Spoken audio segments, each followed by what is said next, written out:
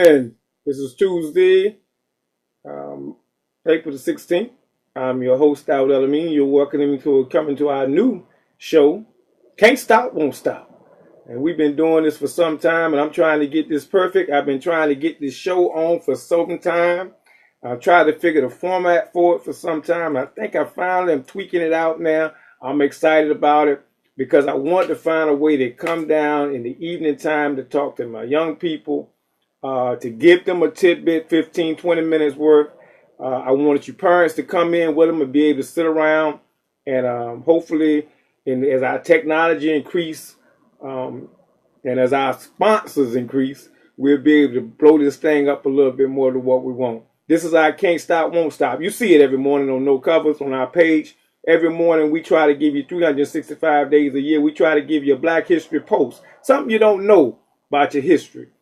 Well, Tuesday evening, knowing that we always miss our youth sometime. Some people we don't miss because I've got some mothers out there that tell me, man, I give you my child, get it early in the morning so I can hit my child before they school every day. And that's why we try to post it early in the morning so that as they're going out the door, you can give them a little bit of your history that you can take so they can tell our story when they go learn somebody else's story while they're sitting in a classroom 8 hours a day. You know, history is important to us because if we don't know where we've been, we sure don't know where we're going. You can't put a value on your history.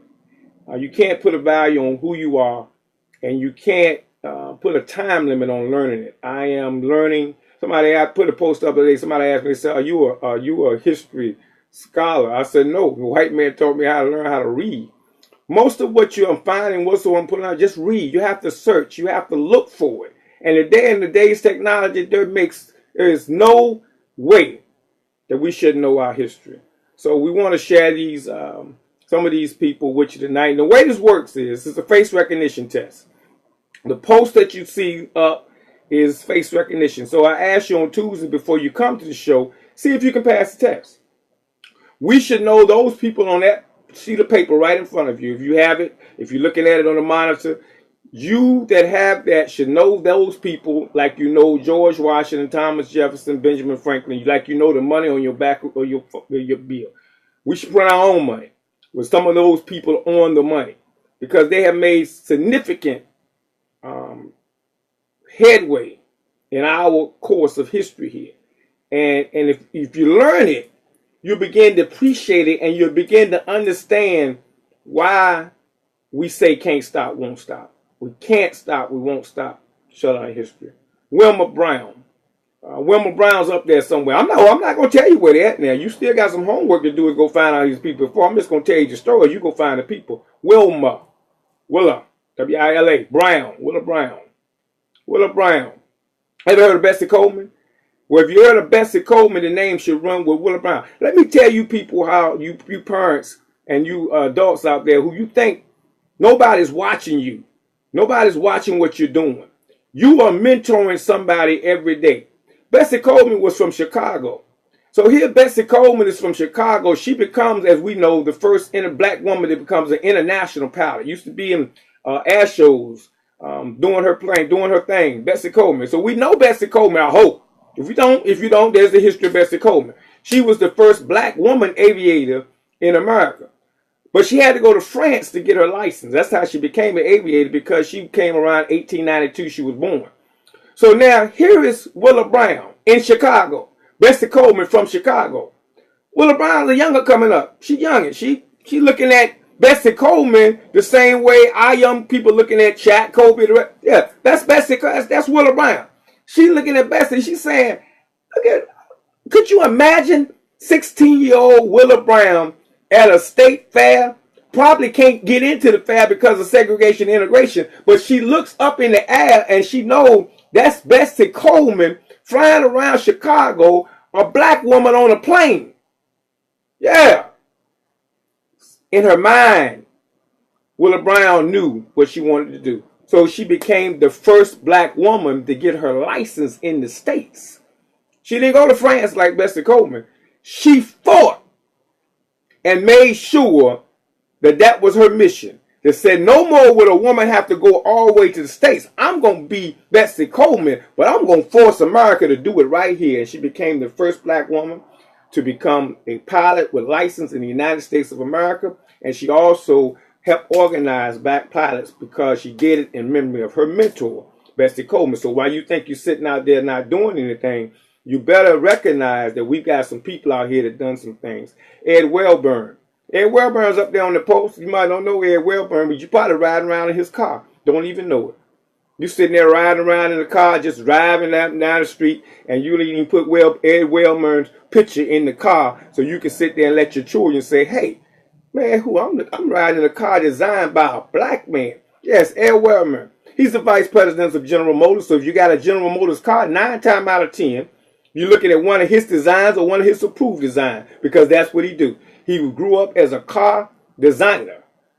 A car designer. Yeah, you know, them little pictures, you know, in the kindergarten class, you drawing little pictures and putting little, where he drew the picture and then opened the door and the engine and went up in the picture and drew the mechanical stuff around to make the picture come to life. He made so many of them come to life, the General Motors said, look, we might as well hire you for somebody else hire you and give you a, what? I don't even want to tell you what he made. Woo! Yeah. Put that in your General Motors car. You got a General Motors car? Go get a picture of Ed Wellburn. Pull up his name. Google it tonight. Go put his picture up in the car. That way you're on your child. Next time your child is driving. Daddy, who that? That's the man who designed the car you driving in, son. He's going to school in a car designed by a black man. And we don't know it. Come on now. Got to get with this history. Got to get with this history. Captain Cleaver, she's up there. I have my picture of Captain in the room. No, but I have a picture of Davis in the room. Yeah, I do have a picture of Angela Davis. Captain Cleaver, not to be confused with Angela Davis. A lot of folks know Angela Davis from the Panther Party, the Civil Rights Movement, and know Angela Davis, what she did. We know Angela Davis in South Carolina. Got a lot of history of Angela Davis and the Panther Party. But when you see the sister with the afro, especially when I'm out with my little pictures on the weekend, I'm out, and you see the afro with the sister, a nice, pretty black woman. Oh, yeah, I used to be in love with her when I was on. Yes, Lord. Yeah, that's somebody's wife, though. That's Captain Cleaver. That's Eldridge Cleaver's wife. Sold on Ice. Eldridge Cleaver, Minister of Information for the Panther Party. Ran Frisco University. He ran into Captain, ran into her right away. Love at first sight. She was with the movement. She was about the movement. Hey, got a law degree for the movement. Yeah, she kept going. She got an education. She didn't fall in love and just dropped out of college. No, she kept going to help the movement. Remember, a lot of the Panthers were not coming off the streets. This is a different phase of civil rights. The early civil rights folks coming off the street, grinding, boom, didn't have a chance for education.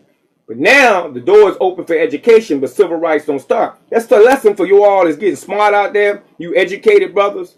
You know, hey, my man Cedric, that's why I like Cedric. See, he went to school down south, but he came back up here, still back up a little bit, and he's still trying to help out. He's trying to take his education to do some things. I like the thing y'all did over the weekend at the park, at 10th Street Park last weekend. Peace up to y'all for that. Because now you're taking your education and putting it to work for the people.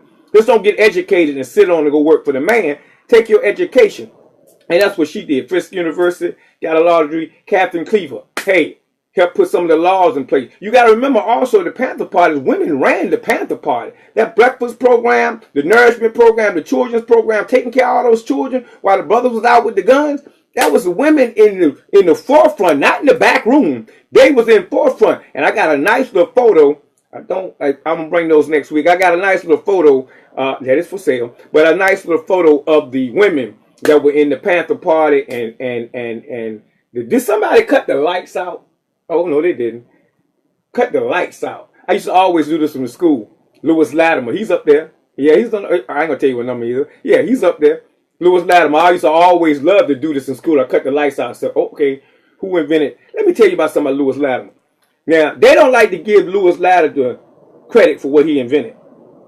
He invented both the light bulb and the telephone. Here's why I tell you why. Lewis Latimer was a mechanical drawer. Now, what Bell did is Bell, Alexander Graham Bell, who you think invented the telephone, he had Latimer work for him. And Lewis Latimer was working for him while he was designing the whole telephone. So Lewis Latimer was doing all the mechanical drawing. And he's up there late at night drawing. Bell said, look good, son. You doing, look good, son. Pat him on the back. Look good, son, because he already knew. Keep drawing, son. You can't go down to the patent office and get nothing. Why? Because you black. It's 1876. Yeah, you can't go get nothing because you black. So he can't go get a patent. But who gets the credit for the telephone? Alexander Graham Bell. When Lewis Latimer sitting there, and Alex probably paid him some money for it. No, don't give it. I'm looking at his suit. Look. Oh, I just told you what. Look at his suit. He looking dapper. These brothers were living good. They wasn't getting paid what they were getting paid. They just wasn't getting paid what they worth. And then what they worth is the historical factor. Can you imagine Lewis Latimer's family today, like the Bell family today, who get paid over and over, or if they're somebody's great granddaddy's creation? No, it was Lewis Latimer's family who should be benefiting even today. Yeah, and so while Edison, who was over there struggling, trying to figure out fluorescent lighting, trying to figure out how to get that light bulb to light a room. Ooh, he said, whoa, let me look at young Latimer over there. Come on, Latimer. I'm going to pay you a little bit more than Bell pays you. Come work for me. So he went over to work, and the same thing happened. He went over to work for Edison, and he started doing his mechanical drawing again. And as he did his mechanical drawing, bam, here you go. Let there be light. Let there be light. Young people, let there be light. So when you're in the classroom, and challenge your teacher. Challenge them. And bring your facts from Google. Yeah, challenge them. Say, no, ma'am, excuse me, Alexander Graham Bell did not invent the telephone. If he did, he didn't do it by himself. Excuse me, Edison didn't do the light bulb, and he didn't do it by himself. There was a young man, looking dapper, named Lewis Latimer, who put both of them together. And we know it was him because look here. Graham didn't work for Bell, and Bell didn't work for Graham, but Latimer worked for both of them. Check it out now. You want to do that again? Bam didn't work for Grail, and Grail didn't work for... You got it first time, didn't you? They didn't work for each other, but they hired Lewis Latimer to work for both of them because he knew more than both of them. Graham couldn't help Edison through the phone because he knew lighting. And Edison couldn't help Graham do the phone because he knew the telephone system and wiring. But Lewis Latimer knew both of them and mechanically drew his way into history. Also up there, you got Robert Smalls. We talked about him last week on last week's show. I did show a little bit different this week because I'm trying to upgrade it for you. Say, let me upgrade. Yeah, Robert Smalls, the one that sold himself to freedom. Go back and get last week's tape if you didn't get it. Sit your children down and learn about Robert Smalls living in the Union. We talked about Fort Fisher. We talked about Robert Smalls and how he took over the boat and sailed himself and his family away to freedom into the Union Army. And as always, I don't know if I'm going to keep him up here every week, but we also want to always pay tribute to my brother, Carter G. Woodson. Carter G. Woodson, the historian. The first one that got me doing this, Carter G. Woodson, the historian that said, hey, we need a Black History Month, and we need to keep studying our history. We need a can't stop, won't stop. Yeah, Carter G. Woodson. I'm going to be coming to you every week just like this. This is the format for right now. We're going to come to you every week. We're going to shed some light on history. We're going to say what they say we're going to do. We're going to make it do what it do. Yeah, we're going to make it do what we do. And we're going to can't stop, won't stop. You know what? I've been waiting years to play that song. Oh, Lord. Whoa, I've been waiting years to play that song. Man, y'all don't know that's the music roots, baby. Yeah, you can't stop. You won't stop. I have never stopped telling this story. I tell this story to my children. I tell it to my grandchildren. And I'm hoping they tell it to their great-grandchildren, my great-grandchildren, their children. We're going to keep telling this story over and over again. Yeah. People without a history and knowledge of their past is like a tree without roots. Take me down to the water. Let me suck up some of this knowledge. Can't stop, won't stop. Keep running. It's your brother, No Preference. Peace and blessings.